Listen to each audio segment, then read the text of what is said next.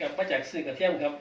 สิเฮ็ดกระเทียมดำได้กระเทียมมาซื้อกระเทียมดำครับบำรุงพลัง บำรุงกำลังนะครับเห็นนะ บำรุงเสียง เสียงไปเก็บขอจักเพ่งนะครับเพ่งเดียวเลยครับพี่น้อง จ้า ฟังนะครับ มวนๆเด้อมื้อนี้เด้อบ่ม่วนอายเพิ่นเด้แน่ๆอย่าเฝ้าเต้น ดินแง่แตกระแหงต้นใบไม้เฉาแห้ง ลูกคอแรงไม้มี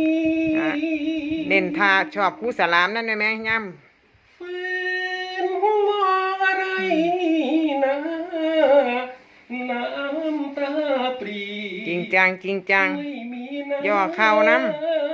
จะทำนาทอเทวดา ย้อนน้ำได้แม่มันจังจริงจัง นั่นล่ะโอ้ยหนอมองได้แค่มองทำคะแนนตัวนี้มองย้อนนี่ น้ำแรงขาด อย่าฟ้อนเด้อล่ะเบิ่นบ่ลำเด้ น้ำตาหลังกระประดังท่วม แน่ๆๆเบิ่นบ่ลำอย่าฟ้อนย้อนแยะนั่นล่ะ